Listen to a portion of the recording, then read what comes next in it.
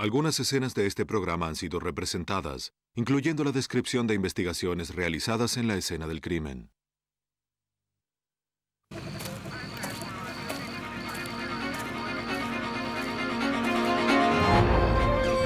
En Small Town, Maine, la policía busca al asesino de una joven madre durante 20 años. Esperan que la tecnología los ayude con su perseverancia. Un estudiante desaparece camino a clases. Adiós. Exigen un rescate.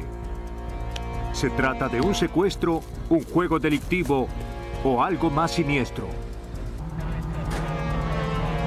Los detectives del estado de Washington deben encontrar la manera de desenmascarar a un asesino que conoce sus procedimientos y se les escapa de las manos. Los crímenes pasionales a veces pueden conducir a los investigadores directamente al asesino. Pero cuando las pistas son pocas y difusas, los detectives saben que están en busca de algo que no es emocional. Un asesino que mata a sangre fría.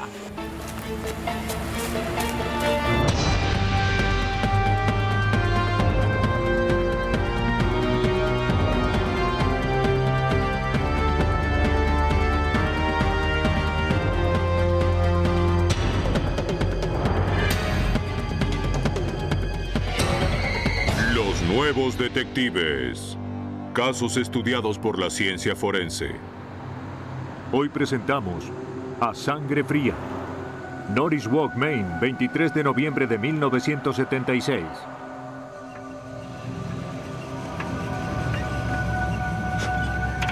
Un policía descubre un auto entre los pastizales cerca de River Road. El motor aún estaba en marcha. No había nadie cerca.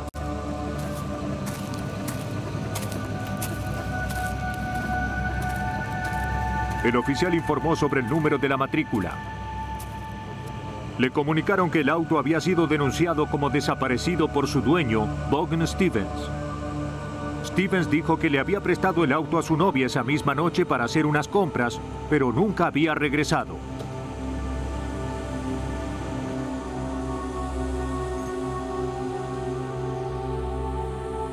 Dentro del vehículo, el oficial descubrió sangre en el asiento del acompañante.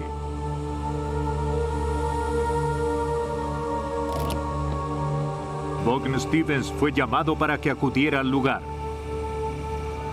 El oficial continuó examinando el vehículo.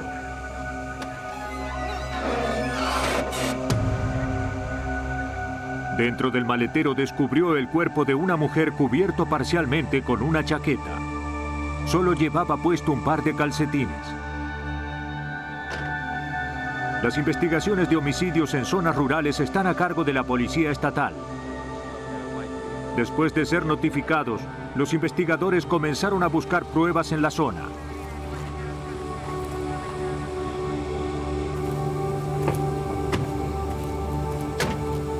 Cuando Stevens llegó con un amigo, dijo que efectivamente era su auto.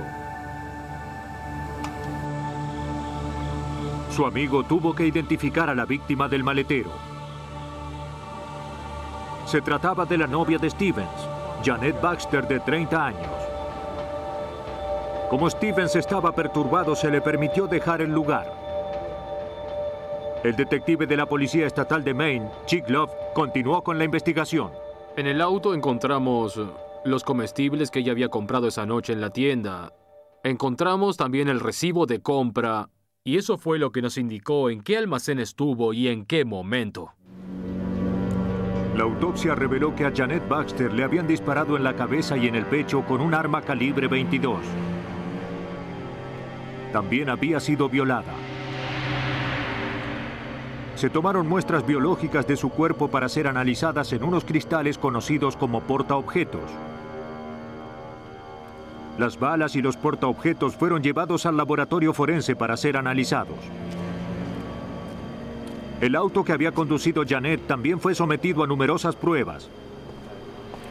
Los peritos inspeccionaron el exterior y descubrieron varias huellas digitales.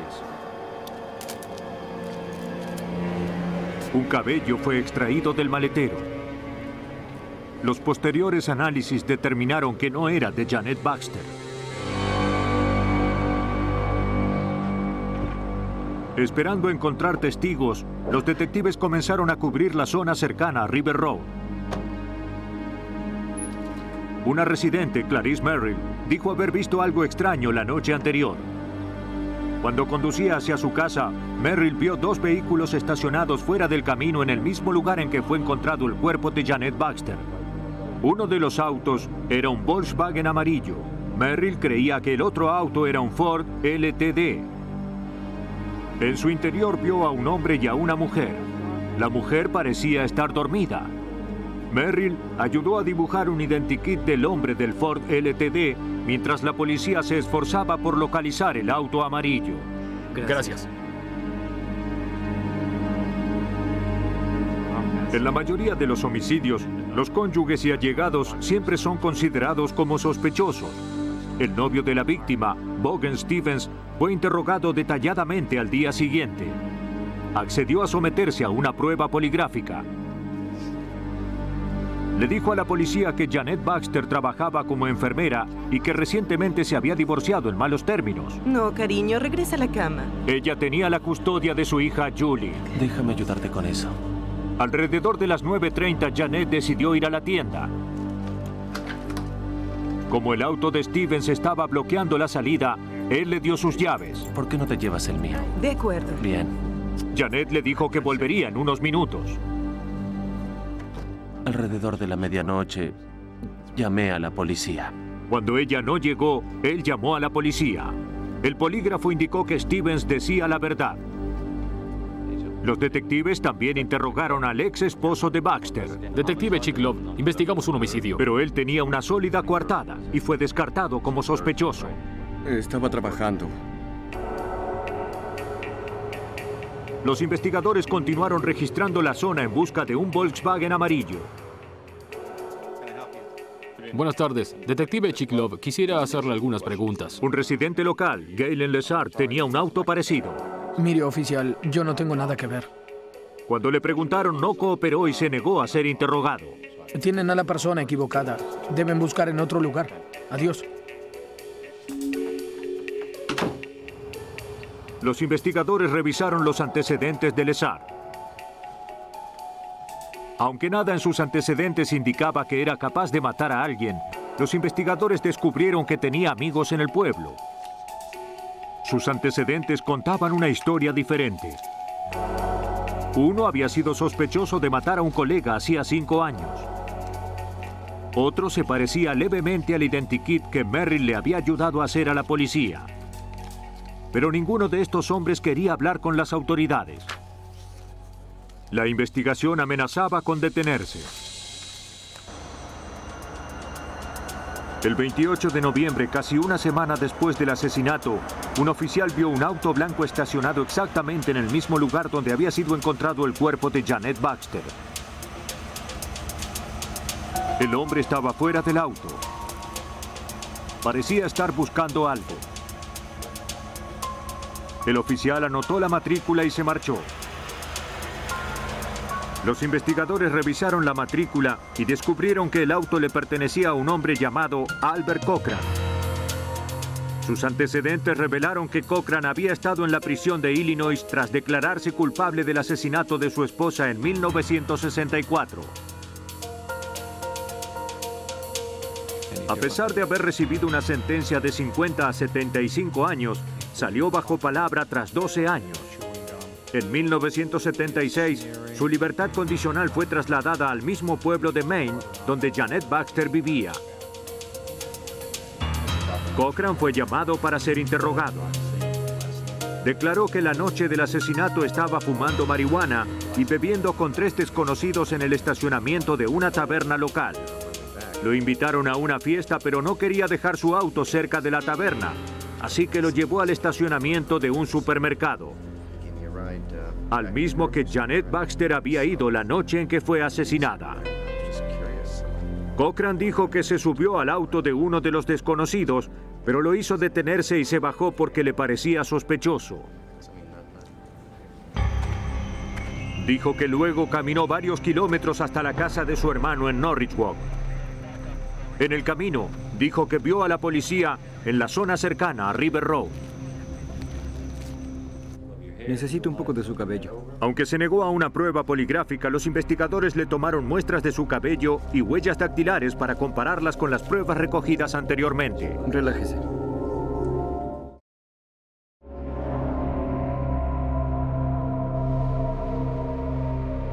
Las huellas dactilares de Cochran fueron examinadas y comparadas con las encontradas en el exterior del auto donde fue encontrada Baxter. Las muestras de su cabello se compararon con el cabello encontrado en el maletero del auto. Ni las huellas dactilares ni las muestras de cabello coincidían. No había pruebas físicas que indicaran que Cochran fuera el asesino. La investigación se detuvo. Durante los próximos 20 años, el caso le fue asignado a decenas de detectives. Cada uno encontraba un callejón sin salida debido a la falta de pruebas físicas. En 1996, el caso le fue pasado al detective de la Policía Estatal, Mike Mitchell. Tras revisar los expedientes, Mitchell visitó a los padres de Janet Baxter. El detective Mike Hola. Mitchell. ¿Cómo está, señor Mitchell? Policía estatal. El detective se había criado cerca de Norwich Walk y estaba en la secundaria cuando ocurrió el asesinato. Señora McLeary y señor McLeary, soy detective de la Policía Estatal de Maine. Les prometió que haría todo lo posible para resolver el caso. Si en algún momento quieren hacerme alguna pregunta, no duden en llamarme. Mitchell comenzó a revisar los pasos de los investigadores anteriores. Les sorprendieron los cabos sueltos presentados por el propietario del Volkswagen amarillo, Galen Lessard, y sus amigos, quienes se negaron a hablar con la policía. A pesar de esos temas sin resolver, decidió volver a intentarlo con Albert Cochran. Algunos detectives creyeron que Albert Patrick Cochran era sospechoso y responsable del asesinato de Janet Baxter. Algunos detectives creyeron que era otro grupo de personas que andaban juntas. Lo que hice fue tomar todos los nombres de los posibles sospechosos que habían sido interrogados y que no habían estado en la zona, y los escribí en una hoja y le di prioridad a los que parecían más sospechosos que los demás. Y Albert Patrick Cochran encabezaba la lista. Para armar su caso, Mitchell primero inventarió las pruebas que habían sobrevivido al paso de los años. Se comunicó con el químico forense de la Policía Estatal de Maine, Chris Montaña. Mis únicas dos tareas eran ver las pruebas que habían sobrevivido luego de 20 años y reconstruir las notas y el trabajo que se había hecho hace 20 años y juntar la información para relacionar al sospechoso al que el detective Mitchell consideraba el asesino de Janet Baxter. Ahora veamos lo que obtuviste. Buscando entre las cajas con las pruebas, los investigadores hallaron los portaobjetos originales.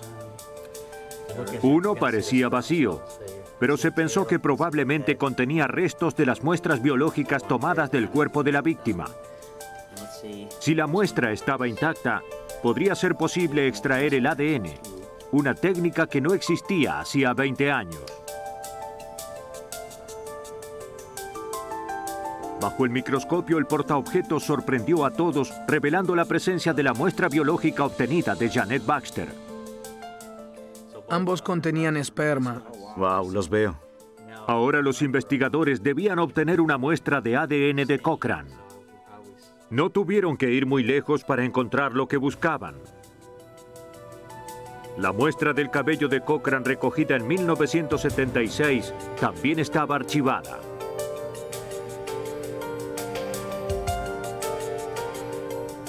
¿Pero un cabello sería un material útil para una prueba de ADN? El especialista forense en ADN, David Munich, realizó la tarea. Estas muestras eran conocidas como muestras de cabello. Cuando fueron tomadas, se las arrancaron de la cabeza y había algo de piel adherida a la raíz, contrariamente a los cabellos que son cortados o que naturalmente caen de la cabeza. Ambas muestras eran suficientes para realizar un análisis de ADN. Cuando las pruebas concluyeron y se compararon, los resultados fueron sorprendentes. El ADN mostraba que solo había una posibilidad entre 37 mil millones de que el asesino de Janet Baxter hubiera sido alguien más que Albert Cochran. Munich llamó al detective Mitchell y le dio las noticias. Cuando las pruebas coincidieron, recuerdo que estaba conduciendo, tomé el teléfono de mi auto y tan solo no pude creerlo. Mis ojos se llenaron de lágrimas cuando oí esto. Fue algo difícil de olvidar. ¿Tiene alguna idea de la fecha de nacimiento? Es en marzo, creo que el 17 de marzo de 1938, tal vez. Tiene aproximadamente 62 años. ¿Pero dónde estaba Albert Cochran? ¿Puede repetirme el apellido? Cochran, C-O-C-H-R-A-N. Los registros de la computadora indicaron que estaba viviendo en Stuart, Florida. Señor Cochran. La mañana del 17 de marzo de 1998, el detective Mitchell y la policía de Florida arrestaron a Cochran en su casa. Oigan, no tengo nada que ver con esto. Fue extraditado a Maine para ser juzgado por el asesinato de Janet Baxter. Basándose en las pruebas recogidas hacía más de 21 años, los detectives creyeron que Cochran había visto a Janet Baxter sola en el estacionamiento vacío de una tienda. Motivado por su historia previa de violencia, Cochran aprovechó la oportunidad de secuestrar a su víctima. Luego la violó y la mató. El 20 de marzo de 1999, al jurado le tomó solo 2 horas y media encontrar a Albert Cochran culpable de homicidio en primer grado. Fue sentenciado a cadena perpetua, esta vez sin la posibilidad de salir bajo palabra. Aberdeen, Dakota del Sur, 8 de mayo de 1985. Michael Kinney, de 20 años, dejó la casa en la que vivía con su madre, Sandra McNeil, para ir a clases a la universidad. Sí, estuve trabajando en eso. Luego regreso. Está bien. Adiós. Adiós.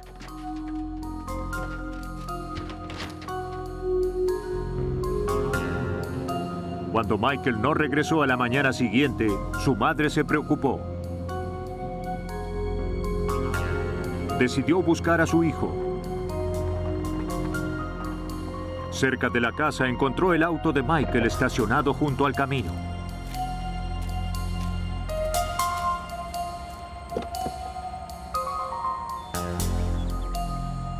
Michael no estaba. Sandra McNeil se comunicó con la oficina del alguacil. El alguacil Mark Milbrand del condado de Brown fue asignado para investigar la desaparición. Estábamos preocupados porque el auto de Michael Kinney fue encontrado muy cerca de su casa y asumimos que habían pasado de 24 horas a 30. Ese tiempo transcurrió aproximadamente. Al día siguiente, Sandra McNeil recibió una misteriosa llamada telefónica de un hombre que no se identificó. Le dijo que fuera a una taberna de Aberdeen esa misma noche y que buscara un sobre debajo del teléfono público si quería saber lo que le había pasado a su hijo. Bien. Le dijo que no le avisara a la policía. La madre de Kinney fue a la taberna y encontró un sobre escondido debajo del teléfono público. Adentro había una nota exigiendo $200,000 a cambio de su hijo.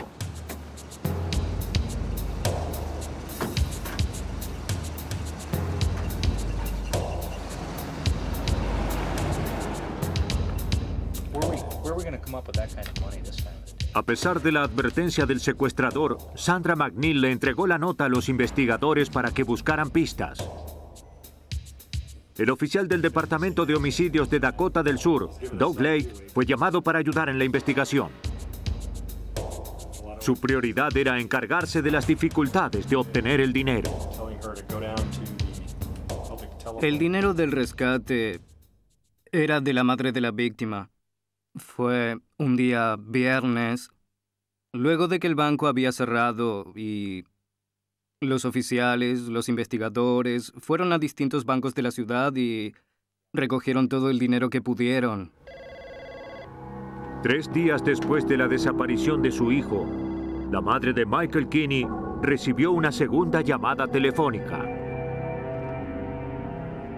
Hola. Esta vez los investigadores estaban escuchando. ¿Mi hijo está bien? El secuestrador le dijo a Sandra McNeil que fuera con el dinero a un parque de Aberdeen a las 9 de la noche. Los investigadores rastrearon la llamada hasta una cabina telefónica, pero el secuestrador colgó y desapareció antes de que la policía pudiera acercarse. El teléfono no tenía huellas dactilares. Vaya al Parque Melgard. Aguarde un minuto, lo apuntaré. ¿Mike está bien? Está bien. ¿Puedo hablar con él? No hasta que tenga el dinero. Los investigadores estudiaron la cinta. El secuestrador dijo que Michael estaba bien, pero no lo dejaría hablar con su madre hasta que hubiera pagado el rescate. El secuestrador describió la ropa de Michael para confirmar su amenaza. Los investigadores creyeron que no tenían otra elección más que seguir las exigencias del secuestrador.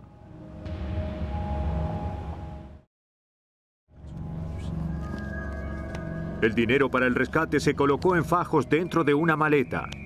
Los investigadores también ocultaron un dispositivo de seguimiento. Una mujer policía encubierta hizo la entrega del dinero del rescate según lo planeado. Momentos más tarde, la maleta fue recogida por un hombre que huyó con más de lo que había pedido.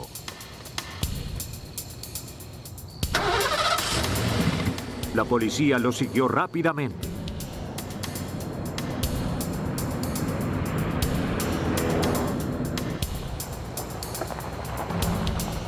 El sospechoso condujo hasta una casa donde estacionó el Oldsmobile azul que conducía. Llevó la maleta que contenía el dinero del rescate a un Camaro rojo y se encontró con una mujer desconocida que salió de la casa.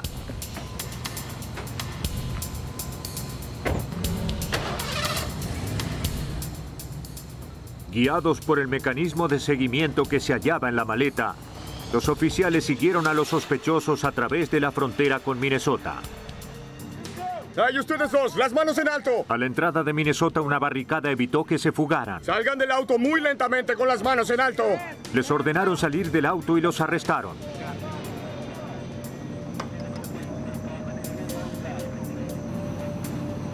El conductor fue identificado como Todd Miller, de 19 años.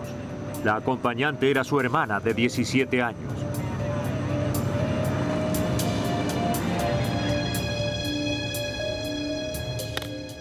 Los oficiales extrajeron la maleta de la cajuela del Camaro. Aquí tenemos algo. El auto fue examinado minuciosamente en busca de pruebas, pero no había signos de Michael Kinney o pistas sobre su paradero. El dinero. Sí, le digo la verdad. Los investigadores interrogaron a los sospechosos por separado. Tras un riguroso interrogatorio, los investigadores creyeron que la hermana de Miller parecía no tener idea ni de la desaparición de Kinney ni del dinero del rescate. Ella fue liberada. Todd Miller le dijo a la policía que un traficante de drogas llamado Bob Jacobs le pidió que recogiera una encomienda y se la diera en Minnesota. Miller dijo que a cambio, Jacobs había prometido ayudarlo económicamente. Cuando le preguntaron si conocía a Kinney, Miller dijo que era un buen amigo, pero que no tenía idea de que el empleo de Jacobs estuviera relacionado con la desaparición de Kinney. La historia de Miller le dio a los investigadores una oportunidad. Lo utilizarían como señuelo para detener a un narcotraficante. Le devolvieron el dinero del rescate y lo llevaron al lugar donde se haría la entrega.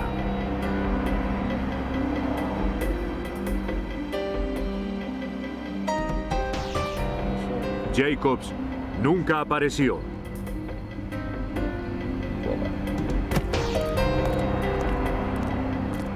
Los detectives volvieron a llevar a Miller a la estación de policía.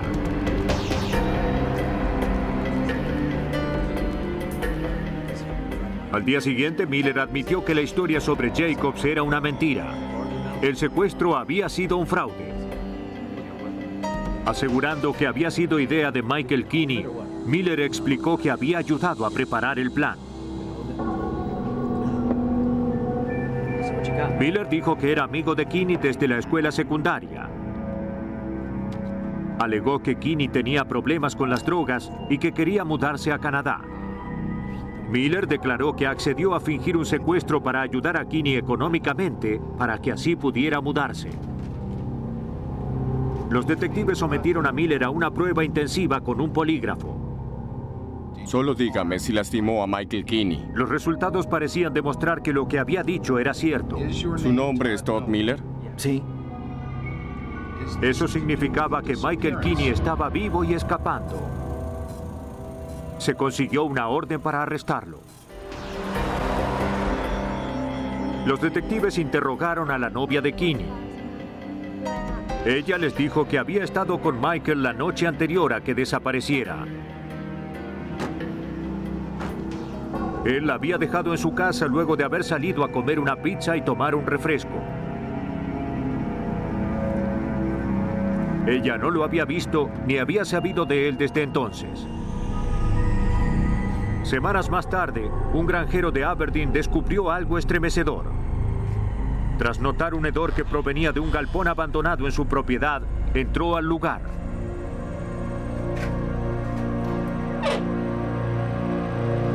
Allí encontró un cuerpo. La policía acudió inmediatamente al lugar. Aunque el cuerpo estaba muy descompuesto, los investigadores encontraron señales de 3 heridas de bala y parecía que la víctima había recibido un fuerte golpe en la cabeza. El granjero no sabía ni quién era la víctima ni cómo el cuerpo había llegado a su galpón. Mediante pruebas dentales, la policía pronto descubriría la identidad de la víctima. Habían encontrado a Michael Kinney. Nos sorprendimos mucho. Repentinamente pasamos de investigar un fraude a un secuestro, seguido de un asesinato, un homicidio. En la autopsia, la causa de la muerte se determinó como una herida de bala en la aorta. Fibras, probablemente de una alfombra, fueron tomadas de la ropa de la víctima. Se estimó que estaba muerto hacía unas 2 o 3 semanas, posiblemente desde el momento en que desapareció. Con Michael Kinney muerto, la investigación se centró nuevamente en Todd Miller. Para los investigadores era evidente que él era el asesino, pero ahora debían probarlo. Para determinar si había escrito la nota del rescate, regresó a la estación de policía para hacer unas muestras de escritura. Mientras aguardaban los resultados, obtuvieron una orden para registrar el auto de Miller. Los investigadores descubrieron que el Oldsmobile azul que Miller había utilizado para recoger el dinero del rescate había sido lavado recientemente. Sin embargo, los detectives pudieron encontrar 2 cabellos que habían sobrevivido a la limpieza. También se recogieron fibras del maletero. Luego, el interior del maletero fue tratado con luminol. Este proceso reveló la existencia de sangre. Pero las muestras estaban muy deterioradas para analizarse.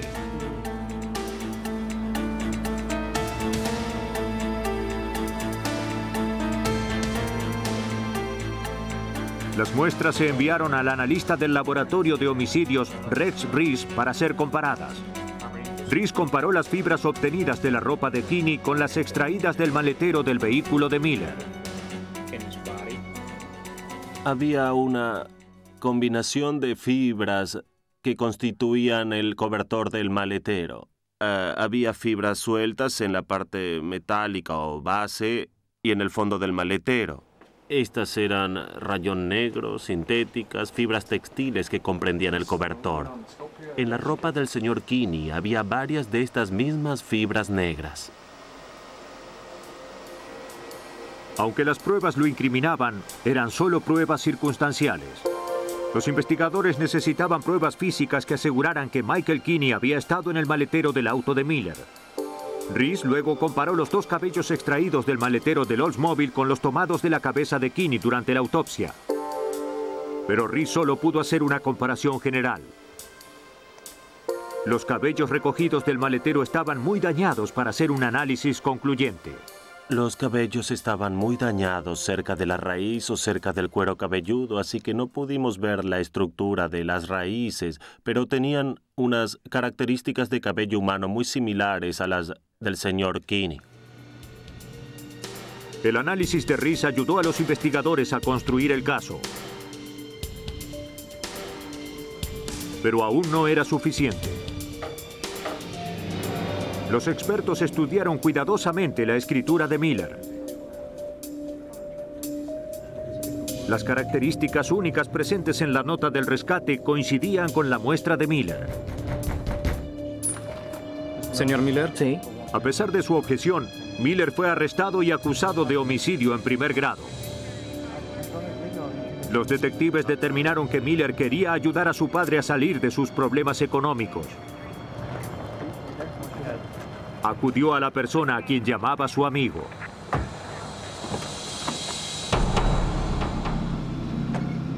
La noche del 8 de mayo de 1995, Michael Kinney dejó a su novia y partió hacia su casa. La policía creyó que su amigo le pidió que se detuviera.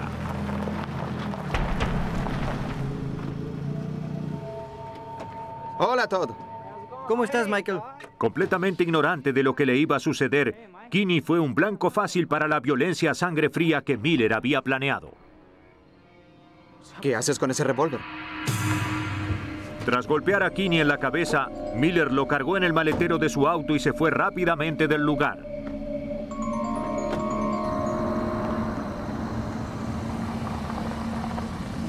Miller condujo hasta una granja apartada donde le disparó y mató a Kinney, quien aún estaba inconsciente.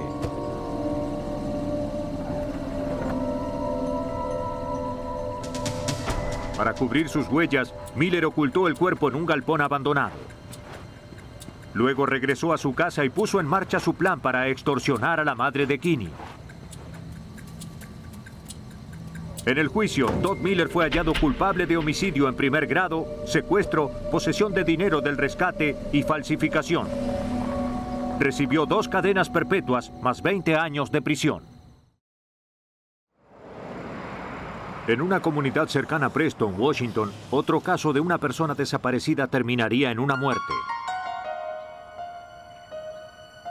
El 4 de septiembre de 1996, Rex y Shirley Wren informaron que su hijo James Brad, de 35 años, había desaparecido. ¿Cuál es su nombre? James Wren. Le dijeron a la policía que su compañero de cuarto, Emmett Marcel, era muy violento. Tiene cabello castaño. Los padres dijeron que hacía 2 meses, Marcel se enojó con su hijo cuando los dos estaban trabajando en la casa que compartían. ¿Emmett? Sí, señor. Wren se fue de la casa para que Marcel se calmara. Cuando Wren regresó esa noche, Marcel le disparó en la pierna. ¡Oh, Dios mío! Su hijo se negó a denunciarlo. La información fue suficiente para que la policía abriera una investigación por una persona desaparecida. Gracias por venir. La investigación reveló que la policía había ido a la residencia de Marcel y Wren varias veces para solucionar disputas entre ambos hombres. El 10 de agosto, un mes después del disparo, Wren llamó a emergencias para denunciar formalmente a Marcel por otro incidente. Nunca más lo volvieron a ver. El detective Danny Gula del Departamento de Policía del Condado de King encabezó la investigación para ubicar al desaparecido. La última vez que lo vieron, estaba con un oficial del condado de King. Había habido un incidente en la casa y el sargento Bachmeyer, el encargado de la patrulla, acudió a la casa y entonces lo llevó hasta la estación de policía. Gula comenzó repasando el informe que realizó el oficial sobre los incidentes del 10 de agosto. El mismo mostraba que el sargento Matt Bachmeyer había llevado a Wren a una estación de policía cercana, le había tomado una declaración y lo había dejado ir. En busca de más información, el detective Gula llamó por teléfono al sargento Bachmeyer. Mientras esperaba una respuesta, continuó con su investigación. Interrogó a los vecinos de Wren. Uno de ellos, Richard Pettigrove, recordó que la última vez que vio a Wren había sido el 10 de agosto. Afirmó haber visto a Wren irse en una patrulla luego de una pelea entre Wren y su compañero, Emmett Marcel. Es una persona muy violenta. Richard describió a Marcel como una persona violenta y peligrosa. Todos los vecinos creyeron que Marcel tenía algo que ver con la desaparición de Wren. Le dejaré mi tarjeta. El detective Gula ingresó el nombre de Marcel en la base de datos del Departamento de Policía. Marcel había sido detenido recientemente en Tacoma por una infracción de tránsito. Verifiquen la matrícula. Para los investigadores era hora de ir a ver al principal sospechoso de la desaparición de James Wren. ZCU. ¿Se llama Emmett Marcel? Sí. Marcel accedió a una prueba poligráfica. Parecía despreocupado y afirmó no saber dónde podía estar Wren. No. ¿Mató o no mató a James Wren? La mañana del 10 de agosto, el día que Wren fue visto por última vez, Emmett dijo que estaba con un amigo en Tukwila, Washington. Aunque el polígrafo indicaba que decía la verdad, los investigadores no estaban convencidos. Obtuvieron una orden para registrar el auto de Marcel. En el piso, los investigadores descubrieron un frasco con píldoras con el nombre de Wren escrito en él.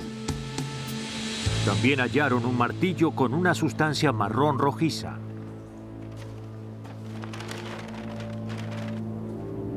En el laboratorio se analizaron las muestras de la sustancia marrón rojiza, pero no se obtuvieron resultados conclusivos. Las muestras estaban muy deterioradas. El caso contra Marcel parecía conducir a ninguna parte. Se consiguió una orden de allanamiento para la casa de Marcel y Wren. ¿Vieron algo fuera de lo normal? Adentro, una mancha sospechosa sobre la alfombra atrajo la atención de los investigadores. Tomaron muestras de la mancha con unos hisopos. Los detectives esperaban que fuera la pista que buscaban. Creemos que esta es una prueba muy importante. La enviamos al laboratorio para que la analicen. Lo que descubrimos es que se trata de sangre bovina. Sin pruebas materiales que relacionaran a Marcel con la desaparición de Wren, fue descartado como sospechoso. Esperaban que el oficial Buckmeyer, quien había tomado la declaración de Wren el 10 de agosto, pudiera ayudarlos con la desaparición. Gracias por venir. Luego de varias semanas, Buckmeyer finalmente se comunicó con los detectives y fue interrogado. Se disculpó por la demora diciendo que estaba bajo mucha presión debido a que su casa había sido asaltada e incendiada recientemente. De hecho, explicó que cuando respondió a la llamada del servicio de emergencias el 10 de agosto, reconoció a Wren. Le digo que me disparó. Estoy muy preocupado. Buckmeyer estaba seguro de que Wren fue la persona que vio huir de su casa justo después de haberse incendiado. Cuando Wren hizo su denuncia, Buckmeyer lo relacionó con el incendio. Wren admitió el delito, pero tras escribir su confesión, Wren huyó de la estación de policía. Para el detective Gula, la historia de Buckmeyer parecía muy extraña. Como sabe, la gente no escapa fácilmente de una estación de policía, especialmente cuando esta persona acaba de admitir que ha incendiado su casa. Aunque no estaba claro si Buckmeyer estaba involucrado en la desaparición de Wren, los detectives decidieron investigar el robo y el incendio de su casa. El detective Gula se contactó con los investigadores de incendios del Departamento de Policía de Renton, que habían acudido a la casa de Buckmeyer cuando ocurrió el incendio. Luego de haber creído que el motivo del incendio había sido la venganza de un delincuente, ahora estaban convencidos de que Buckmeyer había provocado el incendio.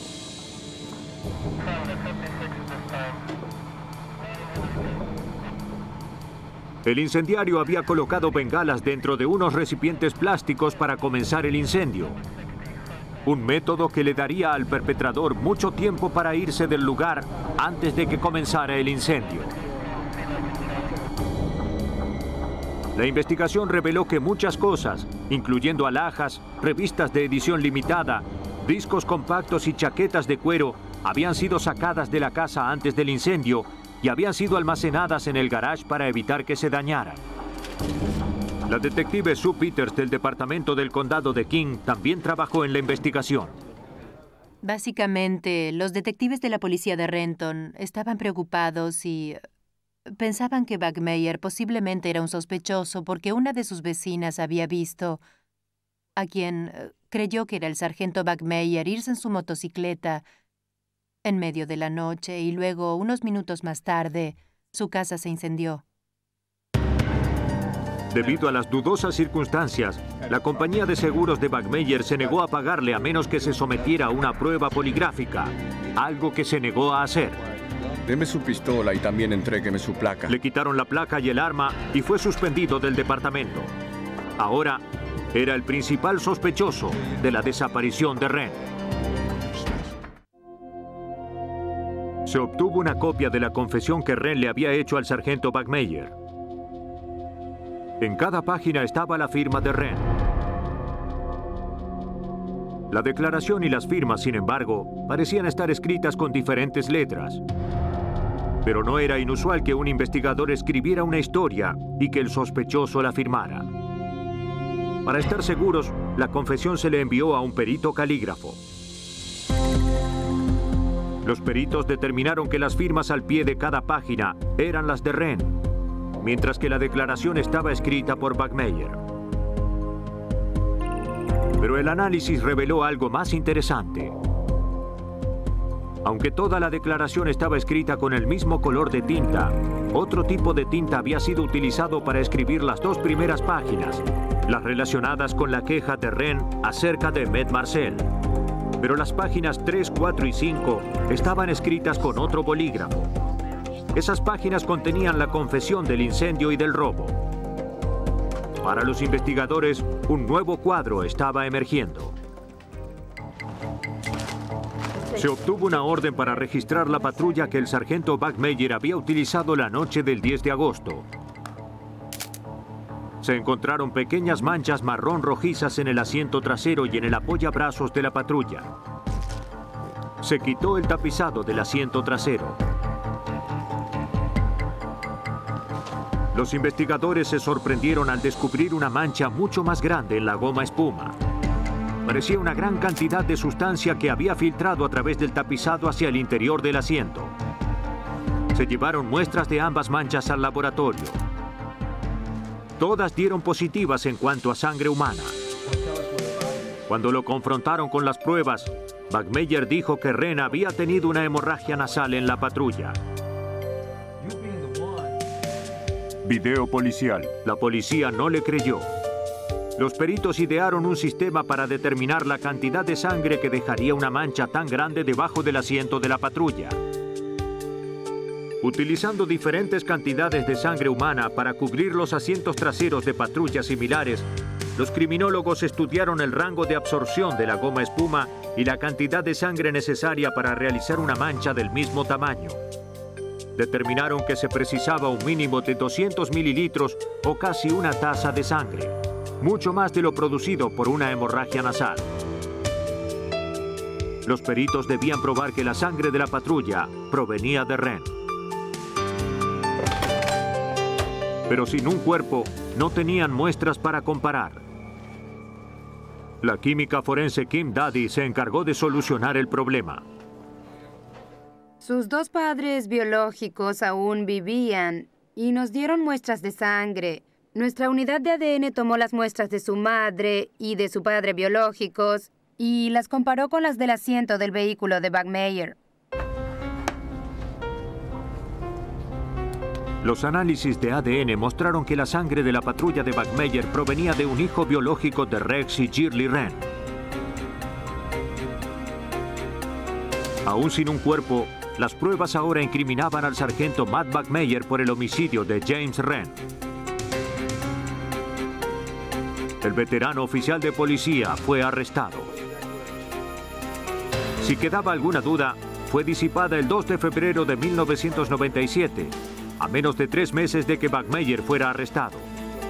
Huesos y fragmentos de ropa fueron hallados cerca del apartado camino sin salida en el parque Cougar Mountain. Entre los restos más identificables había un cráneo y tejidos azules, blancos y rojos. Se encontraron las llaves de las rejas del parque en el llavero de Bachmeier. La policía creyó que el plan del sargento Bachmeier para hacer dinero fácilmente fingiendo el tonto incendio de su casa no dio resultado cuando la compañía de seguros sospechó. Él debía probar que estaban buscando al culpable.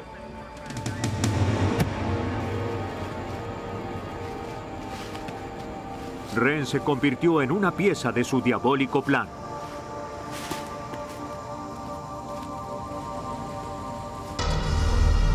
El sargento Matt Bachmeier fue hallado culpable de asesinato en primer grado y sentenciado a cadena perpetua sin la posibilidad de salir bajo palabra.